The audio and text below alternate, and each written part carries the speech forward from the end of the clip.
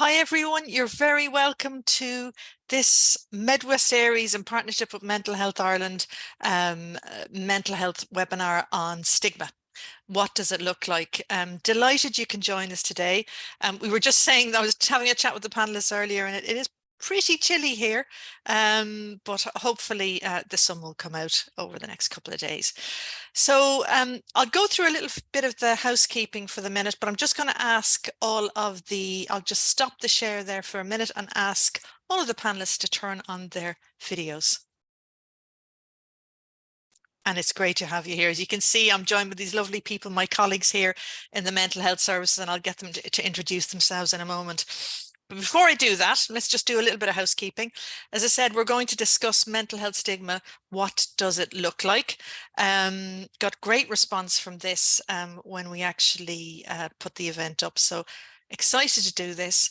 And also a wee bit nervous too, if truth be told, because it's a tricky one. You know, certainly in terms of our workshops, the issue of stigma comes up again and again. And I'm talking about whether it's in community workshops or in our acute psychiatric workshops as well. Today we'll be here for about an hour. You can actually communicate with us, and we really would love to hear from you and get your questions as well. To do that, at the bottom of your screen, there are some buttons there, and one of them has Q&A on them.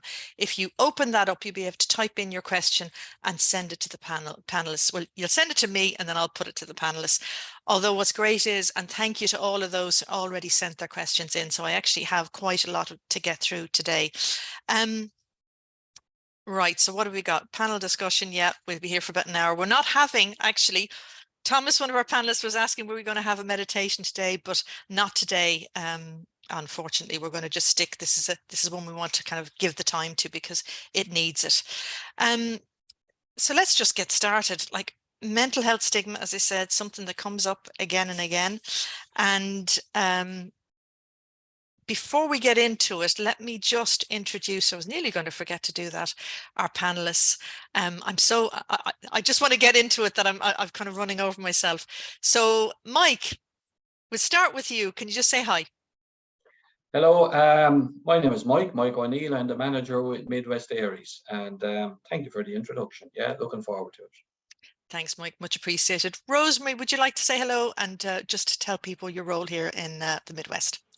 Hi, yeah, Rosemary Ryan. I'm the area lead for mental health engagement across the Midwest. So I'm very fortunate in my role. I get to meet with service users, family members, carers and supporters and staff. I suppose the purpose of my role is to ensure the voice of service users and family members is a central part of mental health services. So that's giving feedback on it, and also the co-production part of design and evaluation, so that we are working together because it is our mental health service, all of us together. So that's me. Thanks, Rosemary. I love that, underlining that bit. It's our mental health services. It's really great, and you do a great job there, and we're delighted to have you here because we work a lot with Rosemary. So yeah, great to have your voice, and have your voice here representing all of those forum members that you come into contact with on a weekly basis. So next up, Thomas, do you want to say hello? Good afternoon, everybody. My name is Thomas, and I'm a recovery education facilitator with Mid West ARIES. So we deliver workshops on mental health and wellbeing, and it's a fun job. And I'm looking forward to this webinar. Thank you, Margaret. Great stuff, Thomas. And I'm glad, a fun job. Do you hear that, Mike? Fun job. That's great. And it is. And look, I have the privilege to go out there and see our facilitators in action, like Thomas, and they do an amazing job by creating a lovely, warm, safe space where people can share their thoughts and their learning on different mental health and well-being topics. Okay, Noelle, we'll come to you next, and last but not least. Thanks, Margaret. Hi, everyone. I'm Noelle, and I'm Recovery Education Facilitator with Mid West ARIES. And like that, I do a lot of workshops in the community, in the acute units and that. And like Rosemary said, it's just lovely being able to work with people in those communities and feel like you're helping in some form, one way or another. At least you're listening, and you're, I suppose, helping them on the recovery, because that's what it's about, is the recovery piece. And you know, getting them to acknowledge that they have their inner strength and that they have their own capabilities for recovery. And yeah, so love it. Yeah, Noelle, and I love that whole idea of a strengths-based approach. That's what we do. Yeah, it's fantastic being out there in the community, sitting in the acute psychiatric units and seeing it works. So that's who we have, and so we'll get started. I just wanted to give a little bit of background to this, and in reading around, and I know all of the panelists have done this, just seeing what's out there, even in terms of the kind of the evidence-based piece, because even that word stigma can be triggering for people. So it's trying to give a little bit of context around attitudes to mental health and how that impacts on people, the people who experience with lived experience of mental health challenges, but also their family members and supporters. And I said, great to have Rosemary here representing that view, and for mental health staff as well. Because the one thing we do know from our experience of delivering workshops and that issue coming up, that people who are experiencing stigma may think twice about actually looking for help. So it's really important that we, you know, as a service, tackle the issue head on. So with that in mind, let's kind of, I'm just going to bring in a few stats from, it's actually Mental Health Stigma and Attitude Survey. Now I'm going to be reading from this, so apologies if my head goes down. It's an annual survey by St. Patrick's Mental Health Services here in Ireland, and it's of over 500 adults age 18 plus throughout the country. So a really good good number of people. So they've had some really interesting findings over the last few years, and obviously in the middle of that we had a pandemic that I suppose threw us all a curveball when it came to our own mental health. People were struggling, and often what we found was the people who maybe would have had mental health challenges before, they kind of had stuff ready in their toolkit to deal with the issues that COVID brought, like isolation and so on. So anyway, let's have a look at what they found in the last 5 years, and maybe we can use this as a springboard for the discussion. So in 2020, 8% of people would not tell anyone if they were experiencing a mental health difficulty during 2020. So this is in the middle of COVID, compared to 17% who would not tell anyone just 2 years earlier in 2018. So you can see that people just seem to be more open about having those discussions around mental health problems or mental health challenges. Now, I think what's really, really interesting in this is, you know, in 2022, when they ran this survey again, that figure actually went down. So now it's at 11%. So the number of people less willing to disclose mental health difficulties since the pandemic has slightly risen since 2020, now at 11%. So it's, I suppose, all the good stuff that maybe happened with the pandemic when we were much more open about our mental health, there seems to be a slight return to, you know, maybe a moment of pause. Maybe I won't be, you know, having those conversations. Wanted to pick out a couple of things as well around family. So there's one stat here which I think is quite interesting, and I know, Noelle, maybe at some point you'd like to come in on this as we have a chat. In 2020, 8% of people would not have told anyone if their son or daughter was being treated for depression, compared to 18% in 2018. In 2022, the figure stood at 13%. So again, it's, and I can kind of understand that, you know, in terms of if is your son and daughter, maybe that's their story to tell. Maybe that's something, you know, that would give you pause if you were going to disclose to someone. Next piece I think is interesting is the workplace piece. So 64% of people in 2020 would have been okay explaining to their boss they needed time off work for a mental health difficulty. And that was actually, 2020 was the highest percentage to date. And remember, that's when COVID, I think we were all talking about mental health there. So that actually makes sense. So that's compared to the figure of 61% in 2018. But now in 2022, that has gone down to 56%. So people are definitely thinking about, can I actually ask for support, or can I ask for time off in work? And then the final one I want to share with you, and I know this has taken a little bit of time, but I think it's important to have it. 18% of those surveyed in 2022 wouldn't tell anyone if they'd previously been treated in an inpatient for a mental health difficulty. In 2018, this figure stood higher at 27%. So that seems to at least have improved in that 4-year period from 2018 to 2022. So I know I've thrown a lot of figures at you, and please, I hope I haven't bored you to death just yet, but I do think it just gives context and a bit of evidence around what's actually happening. Because when it comes to stigma, I think it is all about feelings. It really is. And so let's try and have an honest conversation about this. And I suppose in all of our workshops or in all of our webinars, we always start with that on the group understanding bit, in terms of let's try to define between us what mental health stigma looks like. So and if we can kind of pinpoint the two kind of differences or between public stigma and self-stigma, I think would be helpful. So I'll go to, I'd say, Mike, you're probably ready to go on this, because we've had plenty of conversations about stigma. Yeah, and I suppose, like, kind of when you talk about the self-stigma, you know, and maybe external stigma, I think there's also stigma can be experienced in families, you know, so it's kind of like and while I think we're trying to overcome the challenges and the negative experience for people and families who have experienced mental health illness. And I know, Margaret, I'm taking your line here, but you once described it as a dirty bomb going off in a household. And that's actually what it looks like. So, and I suppose, so then coming all the way back to, so it can impact in different ways. And sometimes we can actually experience stuff that is word indeed, and it's very real, but sometimes it can be perception. But either way, it comes back to how, if I have a mental health illness, how do I respond and how do I feel?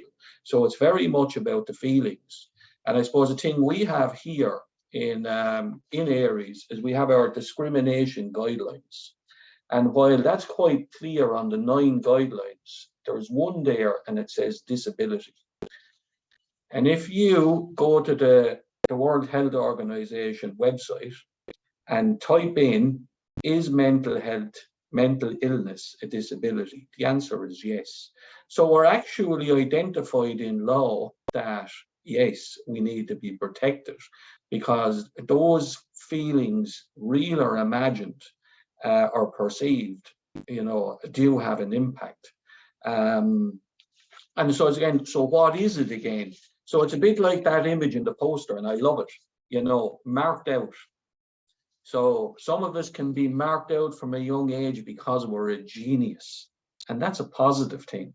But if we're marked out as having a mental illness, now we're seen as something different. And I suppose what I do like about all of us here, we are coming on as representatives and we're working in the mental health service, and we're the changing face of the mental health service, you know. So, and that, I suppose, we are bringing, I suppose that representation of the people who use the service and family members to this. And I suppose it is to challenge those perceptions that are out there, you know, and they are real, you know, because like it must be awful right now. If I had a diagnosis of severe depression or schizophrenia, you know, bipolar disorder, you know, when we look at in the media, you know, and if there's a horrific crime carried out and somebody is murdered, what do they look for? You know, they look for a scapegoat or a reason why. And while my diagnosis may be private, it could be all over the paper. And now we are perceived, we're a risk to society. So you can go down many different routes. You know, you could look at, you know, even in a family, you know, if somebody is experiencing severe mental illness, I need a babysitter. Who do I ask?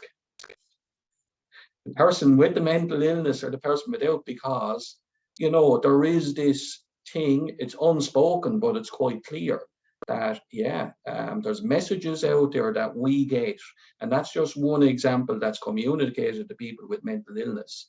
There's something wrong or you're a risk, you know, so that to me is very real. Thanks, Margaret. No, and thanks, Mike. And I think, we've often spoken that, you know, before, like obviously the public bias, and you're right, the whole media thing, we'll dig hopefully a little bit deeper into that, because I do have a question on that later on. But that whole idea of unconscious bias, we all have things in about us that maybe unconsciously we don't kind of connect with, but that bias piece is probably more insidious. And I'd ask anybody who's here or maybe listening to kind of think about that. If you did know and you had a full disclosure of somebody's diagnosis or experience, and be truthful with yourself. And that's the hardest thing to do, because we all want to think that we're lovely people and we want to do good things, but it can impact on how not just we feel, but how we behave around people, or the opportunities we might give those people. I'm not saying we do, but it is there. And people with mental health challenges experience it, but they also fear it. And that's what I get from our workshops. Would anyone like to come in on that? Again, that defining thing, maybe have a different perspective on it. Rosemary, would you like to come in terms of stigma and how it's defined, you know, in terms of people that's spoken to you, or maybe even how they've experienced it? Yeah, well, but the basic definition that I sort of tag it to is that it's a block and a fear, and there's something that you can't go there. And I know there's certain circumstances where you wouldn't anyways, but just that block and that fear that this can't be in the open. The poster is great as well, that kind of shadow image as well, that it's something in the shadows, and it remains in the shadows if we are, if it's a stigmatizing thing.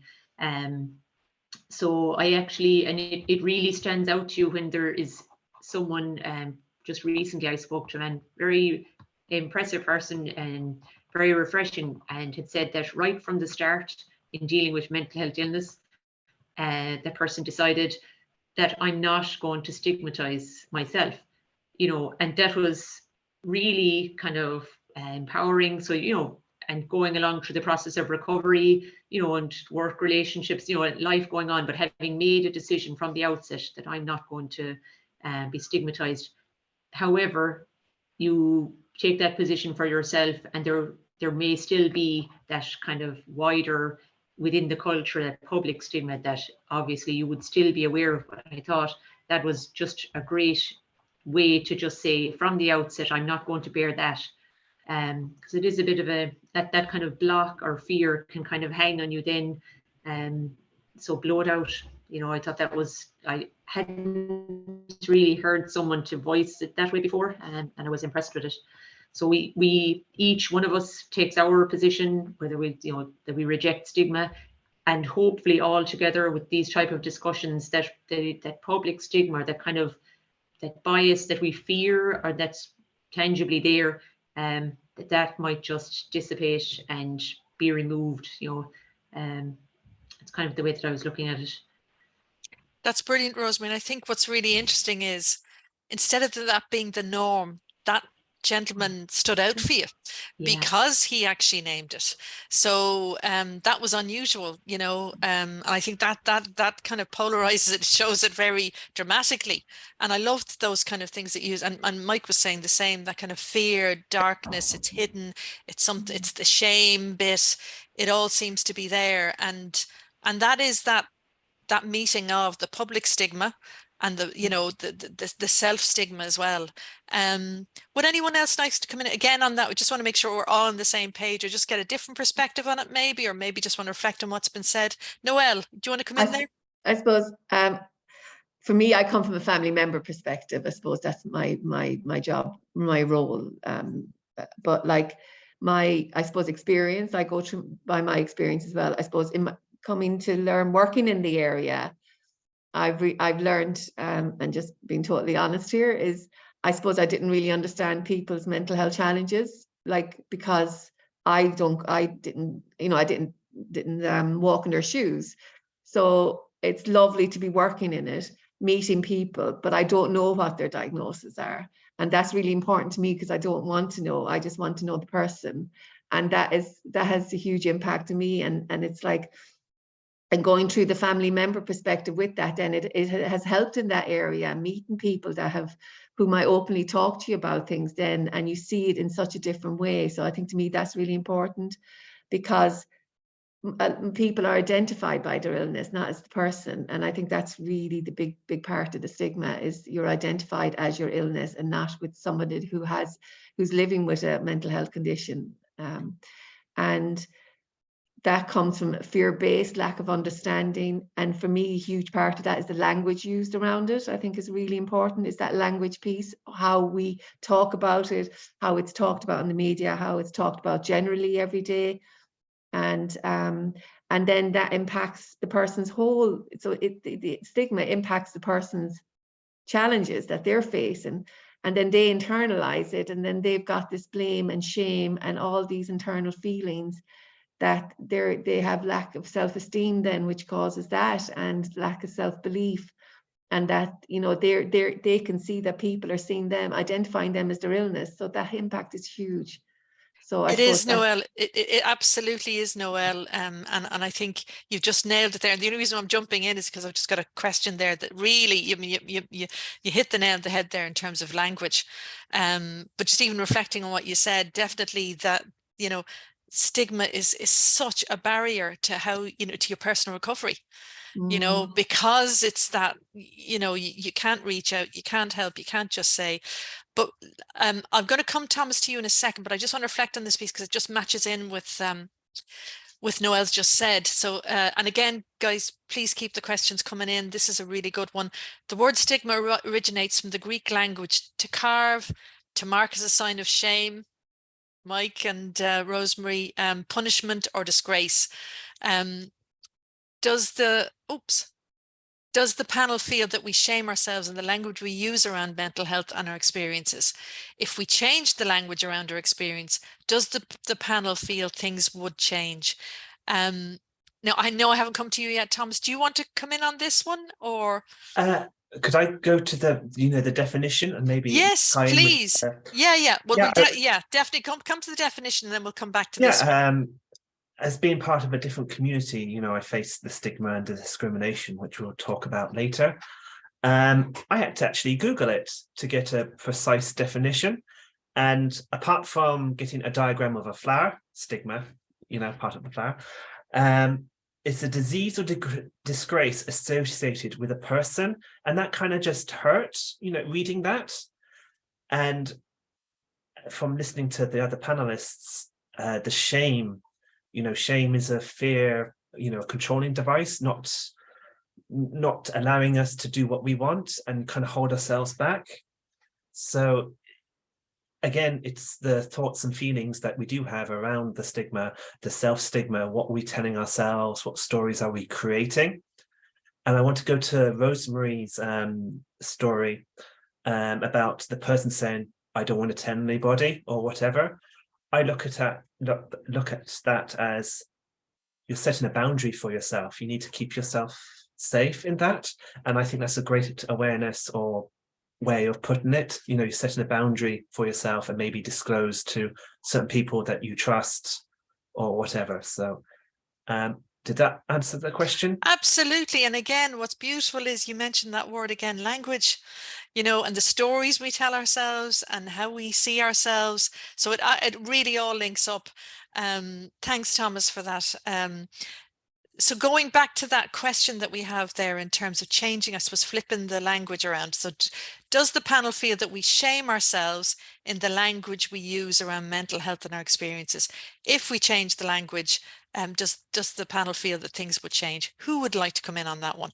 Yeah, I'm going to jump in here. Go, I thought you would. I can't resist it because and I know I'm going to break the rules of what we said about sharing some of our own experience, but I have to, because when I became very unwell, that's what I felt.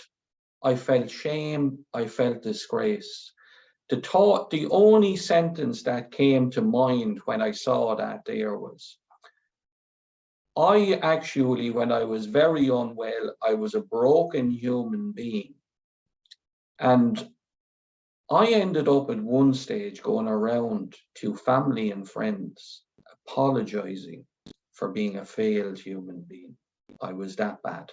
So that was my self-stigma, and that's how it manifested itself. And eventually I reached a point where I just ask myself the question, is this helping? And it's a question I often use, and it's a question I use in the work. No matter what we do, if we can always have those little checks and balances, when we go down the road of self-stigma and that self-shame, is it helping? It wasn't helping me, so I had to stop. And but also in that, you see, where if you're going to experience that, if that was my belief and my thinking and how I felt about myself, and this is where other people come into it.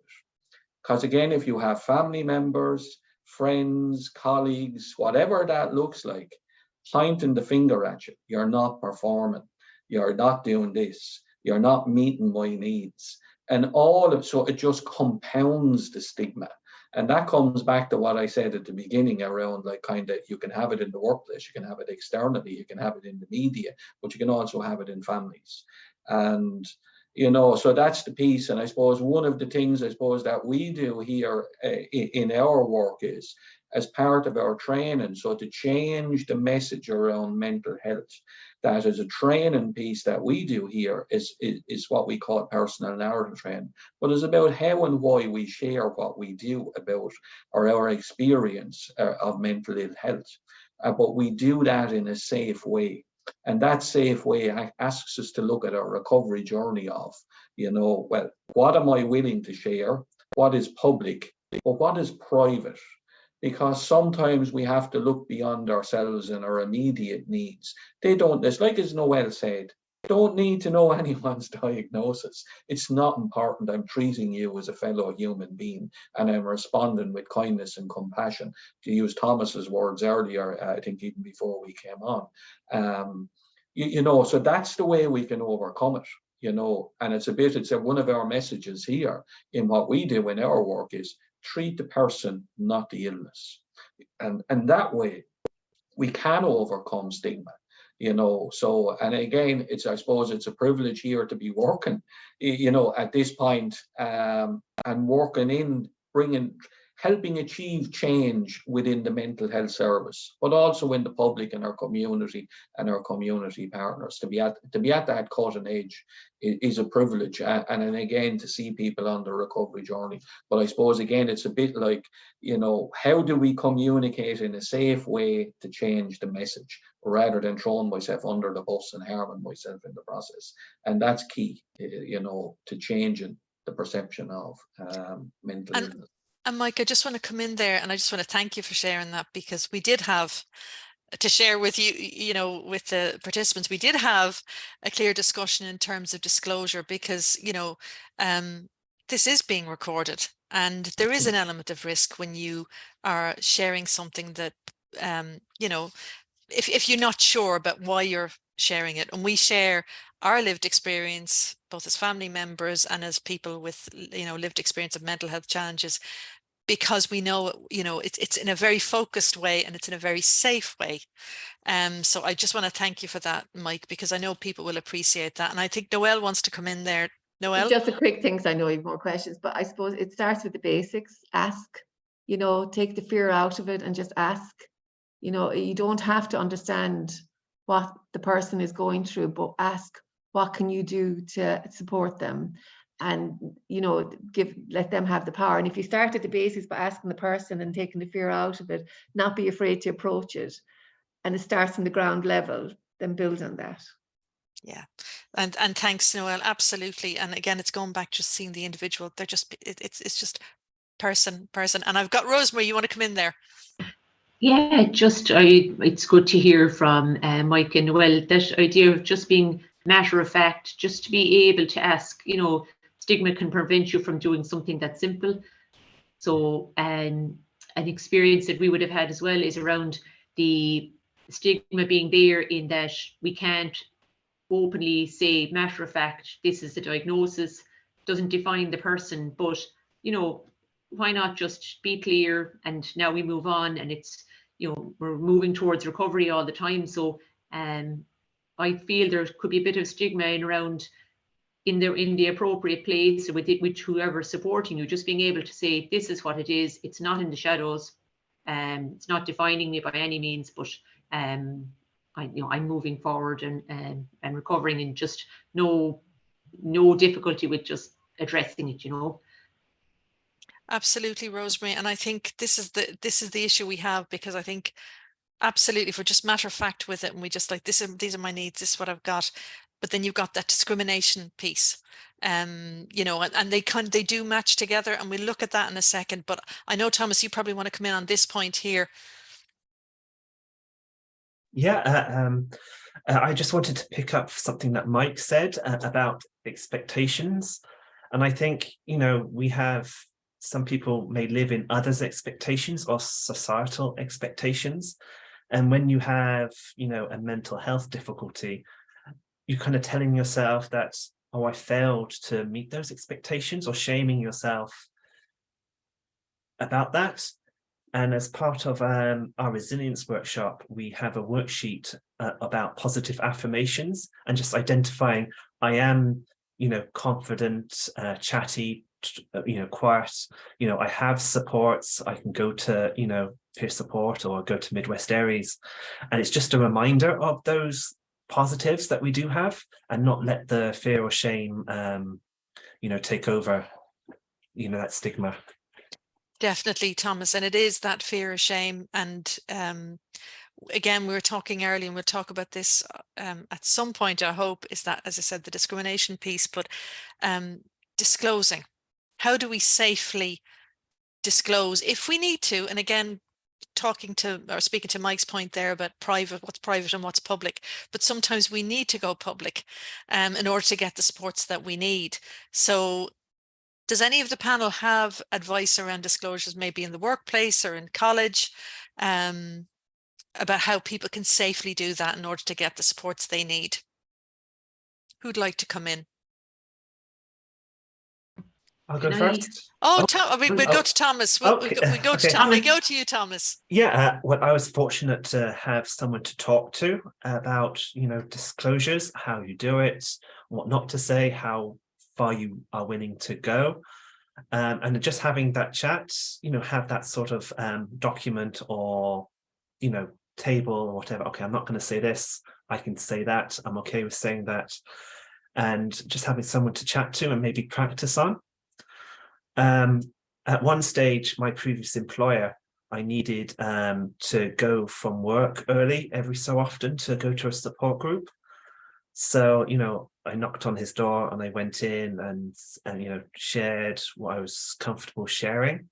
I said, yeah, that's fine. And he had an understanding of mental health, and he was passionate about the area. And during the discussion, I disclosed certain things. And he said that, it's a strength to have someone like you with the organization. And I see that, you fit in great here, and, looking to promote me perhaps in the future with the strengths that I've gained from, mental health difficulties. Unfortunately, COVID shut it down, but here we are. But I'm just really grateful that, I can have that chat, and, to go to someone who understood and had that support in place as well. So thanks, Margaret. Thank you, Thomas. And I think, well, first of all, thanks for disclosing that. And I think that's a really useful, not useful, but like important lesson or important message to hear. Firstly, be organized, like I love the idea of practicing, and be very clear what you're going to disclose, why you're disclosing it, and what your needs are. Disclosing something, you need to disclose in order to get somewhere. And it was brilliant that your employer actually recognized that there was real strengths there in your experience. So that's a great message to get. Yeah, I just wanted to bring that in, because we can go down the rabbit hole of negativity, so I just wanted to bring that. And I'm sure there are really difficult stories out there as well, but so it's really important to offset that with, that's a great example of when it really works, which, wouldn't it be great if it was always like that? I think, Rosemary, were you going to come in on that? I know, Noelle, you want to come in as well. We go to you first, Noelle, and Rosemary, then I'll come to you if that's okay. Yeah. No, just quickly, I just said it to you beforehand. There was an article, I read a research piece done in Holland, around this piece, you know, and part of it was disclosure. And what I found really interesting was a really good tip was to, you know, because it's very daunting of having that approach and knowing how much what do I disclose, what do I say. And if you have, what they said was that to kind of curb that fear was to think about what you're hoping to get out of that conversation with the person. And I thought that was a really great way of looking at it. What are you hoping to get when you approach your employer or whoever it is?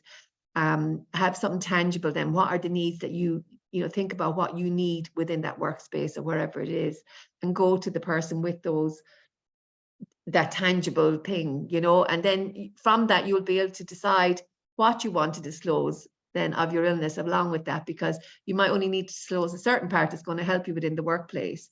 And I think for the other person you're going to, then you're coming with solution, which is always seen in a positive way. So yes, maybe you're going through something difficult, but look at you, you've still got solutions, and you know, you still want to work and you still want to do this, but these are what I might need as extra supports to help me. And then they said to do that then is to kind of, you know, see what the culture of the workplace is. Is the person approachable? What are they like? You know, what way do they like to conduct things? And that'll help you in processing that. And it's a kind of a good way for you then to have that control when you're going, because I think we've when someone's not well, there's a, you know, lack of self-control, you know, that they don't have control over the situation. So I think it gives you that bit of encouragement, that bit of self-belief that I can do this, you know. It's a great that's just really practical. It's so just and kind of, you know, again, seeing it in a different way. I do have a question there. I'll just come to that in a second, but I just want to come to Rosemary. Rosemary, I know you want to come in on this point. Yeah, just briefly, because Thomas and Noelle have covered it there, that, you know, it's a need to know what I might disclose and my fear of how it might be received. That's probably larger, and there's evidence there from the study from St. Patrick's that there is an indication of self-stigmatizing attitude. 2 in 10 considering it a weakness if they sought help for mental health themselves. But if it was their friend, colleague, or family member seeking help, it's only 1 in 10 who would consider it a sign of weakness. So we're not as kind with ourselves as other people would be when you have those conversations. I think that's it, Rosemary. It is that kindness, compassion, and self-compassion. And also, you know, it takes an amount of bravery as well. And as you know, I said, like, if you're very unwell, it's difficult to kind of tap into those strengths. But I'll come. Yeah, sorry. Go ahead. Yeah, and I'm just going to jump in on this Please, again. We say the various threads that are coming through there as well, and I think it's really important. And I suppose for us here as a team, just to let people know, there's 9 of us working in ARIES, and Rosemary is the door opposite me, and we work very close together. But what we do have, we do have a culture which we have created between us. It's not something I did as manager, or it's not something that I was told to do, that we identified, you know, that yes, we are human beings, we do have struggles, and we have a very open culture here that is fostered rather than punished, you know, if people express, you know, I'm struggling. Because before I ever came to this job as well, and this is kind of tapping into again what Thomas said, for me as a manager, if somebody comes to me and says, and this is maybe something for any people who are coming in here or service providers, if somebody makes a disclosure, God, I'm struggling mentally, I have 2 questions that are really useful, and I can come at these in different ways. But what I aim for to get absolute clarity is, and the 2 questions, simple. What do you need right now? And the second one is, how can I help? And that's it. You know, now you're responding as a human being, but also in a responsible way, you know, and you could bring that into your personal relationships, your family relationships. And if you have that approach, you know, as a little tip, you know, and it works. Because again, if we don't look after each other, there's no one else going to do it. That's the piece about it. In our families, if we don't do it for each other, there's no one else going to do it. And the same in the workplace. And it works. you know, and so take away the fear. Because what it actually does is it creates a stronger bond, stronger attachment, stronger relationship, you know, and there's benefits for everybody in it. And it's like, as Thomas said, there's actually benefits in this. Rather than working in isolation, you know, struggling with, you know, even if it's unconscious bias in the workplace, afraid to speak out, getting back into like living in that fear. Yeah, reach out, but with the right person, but in the right way too, you know. Absolutely. And again, it's something we've spoken of a lot, and I'm very grateful for that open culture that that we all have. It's just so important. It's why we're still in the job. And if you have that openness, you know, we've often discussed it, Michael, staff retention. I mean, people will stay in places where they feel that they can show their vulnerability when they need to, will get the right support, but will give you over and above, because you'll really appreciate it. And that's what we have here. And it's something personally I'm very grateful for, and I know everybody is here. I just want to come to this question, and we've probably covered it already. Actually, there's two in there. Yeah. Does the panel think we place that stigma on ourselves, or is there hidden stigma people experience? And then I want to come to the whole idea of stereotypes and how we deal with that. So if you can if just one person wants to come in on that one, I'd appreciate it. Well, I think that it is a bit of both. You know, even if I'm in the best place for myself, where I've said, look, I reject stigma, I accept myself and my struggles and my position in recovery, there can still be stigma, you know, that you're aware of, and maybe real or imagined, as Mike mentioned at one point, but it can be real, but it's still that step of destigmatizing for ourselves is still going to be really important. And, you know, supportive workplace is obviously the ideal, or just supportive person that you can talk to. So yeah, I wouldn't say that there's no hidden stigma, and we by these conversations we tackle it, and by how we act and speak with others we tackle it. So the process is ongoing. Yeah, it's well pointed out though in that message there. Yeah, thanks, Rosemary, for coming in on that. It's just something I've been reflecting on as we've been talking. Sometimes, you know, because obviously we have community workshops, we have them online, we're also the acute units from face to face, but we also have a lot of mental health staff that will come, or HSE staff that come to our workshops, because let's face it, we all have mental health. That's the first thing, we all have it. But it may, at various points in our life, it may be challenged in some way.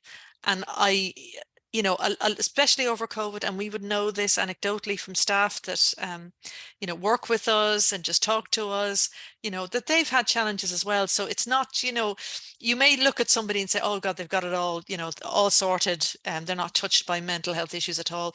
But in fact, they are. And I think by having that openness and that culture where people can say, do you know what, I'm having a bad day, or I need a little bit of support, I wouldn't mind a chat, or I'm having this problem, you know, it's just, it really, really is helpful, and it keeps people well, and it keeps them employed, it keeps them in, you know, and it keeps them productive. So there's lots of good benefits around supporting people with mental health challenges.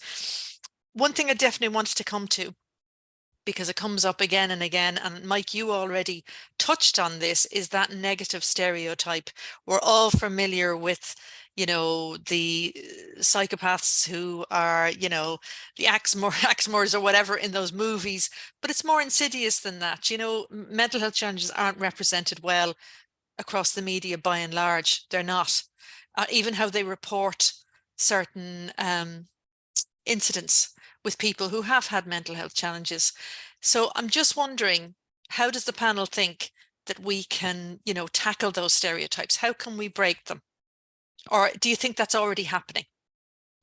Who'd like to come in on that one? Yeah, I think that, like, by having conversations like this and being honest is one way of doing it, but like you have to look at managing risk as well. And I'm just looking at the Q&A here, and again, Sarah, nice to have people in from the unit in Limerick, and there can be a lot at stake. you know, like so when you disclose in the workplace. So depending on, not everybody has a good experience. So Thomas was fortunate, but a lot of people aren't, and sometimes yeah, and there are big consequences for that, you know. And unfortunately, I don't have the answer for dealing with people who are, you know, going to be you know, see you as a risk now in the workplace, or do their best to suspend you from work or sack you from work as a consequence of it. And again, those are separate issues, you know, but again, it's, yeah, no, that there can be consequences. So again, again, as I say, be careful. So if you're going to make a disclosure, you must think, to what end? Why am I doing this? You know, is it a part of my healing? Is it cathartic? But like, if it's with the wrong audience, well, then you've made a mistake. So sometimes you have to, again, if you have that one good friend that you can use as a sounding board, you know, that if I am going to make a disclosure, just be really sure that you're doing it in the right place, in the right way, but be really clear on what is my motivation for this. And I think well. that's so true, Mike, in terms of it's not even, and even beyond that, are you actually speaking to the right person? You know, and I think, again, speaking to, like, in terms of Noelle's point there, like, what's the work culture? You will get, like, take the temperature, you know, in the organization. Are they open? Do people laugh or make, you know, difficult jokes around mental health? You know, all of those things will give you those signals about how are they going to respond? And I just want to say a huge thanks to everybody in the acute psychiatric unit there in UHL. It is fantastic to have you on board, because every time you come on board, you always ask the real questions, the difficult questions, and you make us think. So I'm delighted that that you could make it on today. Really, really, really happy that you're here, and please keep the questions coming. So again, and it's all part of that same thing. It's the stereotypes. You know, how do we break them? How do we, you know, how do within workplaces change that? Noelle. Well, I suppose I'm just thinking in not just workplaces, but I suppose, like, overcoming the stigma, I suppose we're looking at as well, is like, you know, more people are coming out, maybe that are more people that are famous, that are maybe more relatable, are coming out and owning their story and acknowledging that they're going through things. There's a lot more forums and podcasts and things available, and I think that encourages people maybe to own their own story. Because I think that empowers a person if they own their story and not let others dictate their story for them. I think is so important. And I suppose normalizing it, isn't it? And I know it's difficult and it's not always received, you know, like Mike was saying, you know, I suppose be careful where you're doing it, I suppose, you know your audience, know who you're talking to, you know, but it is that normalization of it, you know, have that open and honest discussions like we're having today, you know, and even Mike saying about his and experience, Thomas coming in about his, and, you know, you're owning your story, but you're saying what's helped and what can I do, because it's my story, my experience. I'm not going to let others dictate what that is or what that's going to be named as. And I know that's really difficult, but and I suppose with that, to me, it always comes back to education, educating yourself, educating others, people educating will find out, you know, as a family member, find out what's happening, what's going on, you know, and that's the only way we learn, isn't it? Through educating and listening and be more open and have these conversations and normalizing it. And that word education was exactly that came out in terms of the of UHL there. It's so true, educating yourself, and the language piece again, it's all connected. How we speak to ourselves, how we speak of others, and how we speak to others. All of those things are just so important. Anybody else want to come in on that? I think you're right, as well, Noelle. There definitely seems to be, since COVID, there's a lot more discussion around mental health, but sometimes it can be seen a little bit as the next thing, you know, in that kind of big wellness area. And that, I mean, personally, sometimes that can put me off a little bit because I don't feel the realness of it. Whereas if we're in the acute psychiatric unit where we're having a workshop and you hear from that, it's so real, you know, you can really connect with the discussion. I hope that makes sense. Thomas, I know you wanted to come in there.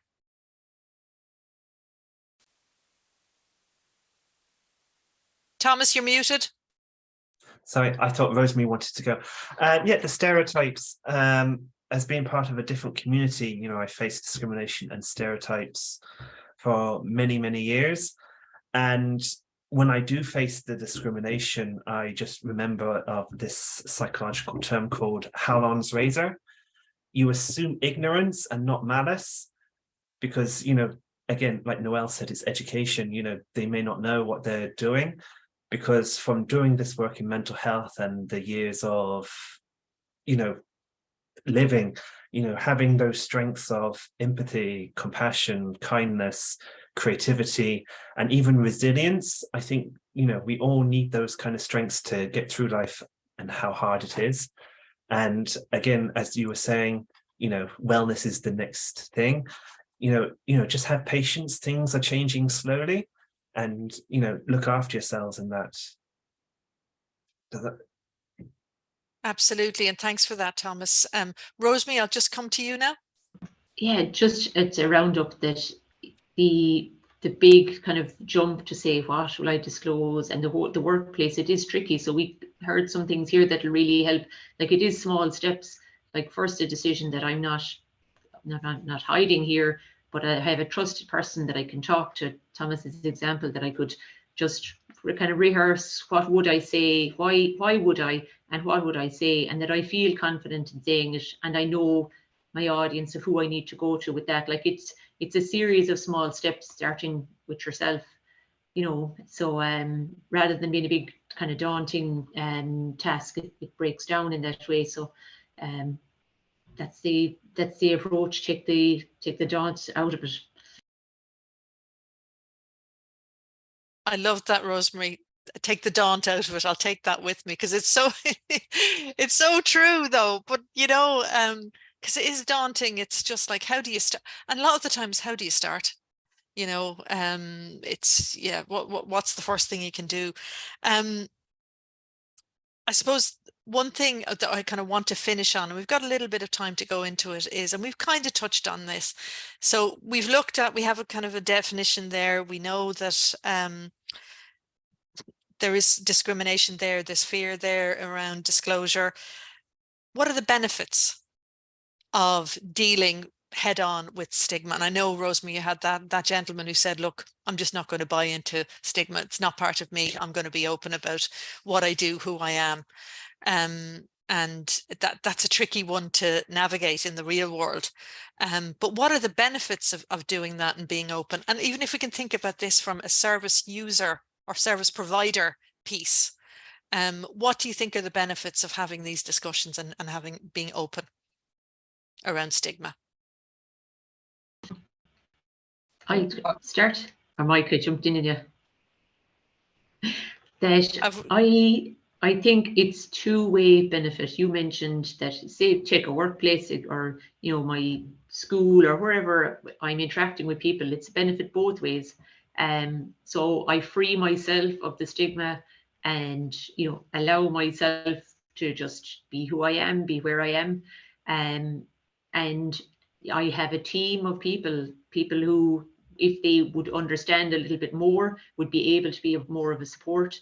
And for those that don't understand or aren't at that place, the conversations like these will hopefully nudge them along, you know. So we each can play our part and kind of widen out the circle and just make it a bit more compassionate for everybody, you know, and with the little steps and the conversations. I love that. We each have a part to play, and we do. And I would say, just let's all ask ourselves, what is our unconscious bias?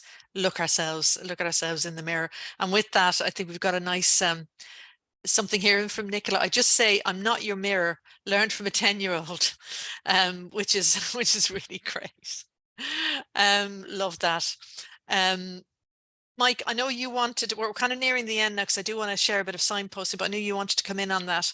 Yeah, and again, I suppose it's back to even what you said, that sometimes, like when I look at celebrities, people in the media, rock stars and all the rest of it, they don't speak to me, you know. So again, when it comes to mental illness and mental health, there's a whole spectrum, you know, so different people have different needs, even at different stages in the recovery or illness or wellness or whatever that looks like. And, you know, so again, it comes back to at the beginning what you said about feelings, you know. So again, how can we overcome it? And this was a real life example. While it wasn't discriminatory, but it was certainly harmful behavior in one previous employment, where the manager was speaking to a lady in a derogatory tone. She was hurt by it, and she didn't know how to address it. And she says, Mike, she says, I'm so upset over this. He keeps treating me like dirt, and I don't know what to say. And I says, well, he has, you know, 2 daughters and a wife, and they're adults, and they're out in the workplace. So I says, the next time he speaks to you like that, just say, God, will you listen to yourself? I wonder what, you know, how you would feel if somebody spoke to your wife or your 2 daughters the way you've just spoken to me.